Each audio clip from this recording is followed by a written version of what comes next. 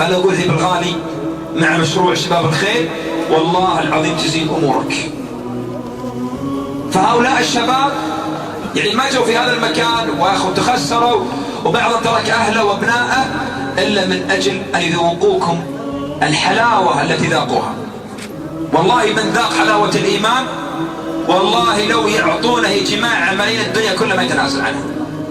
تخيل، لكن متى نذوق حلاوة الإيمان ورجوع الله سبحانه وتعالى؟ يعني سبحان الله الأسبوع الماضي واللي قبله كانوا معنا شباب في هذه الاستراحة، شفتم هذا الأسبوع غير الأسبوع الماضي، مغير شكله ومغير وضعه ومغير ثوبه، مبسوط ومستانس.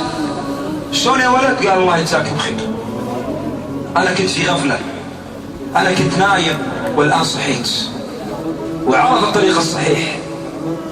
هذا يقول يا شباب الآن الفرصة متاحة أن الإنسان يغير من نفسه ويغير من الواقع اللي هو عايش فيه. لا تقول ما نقدر،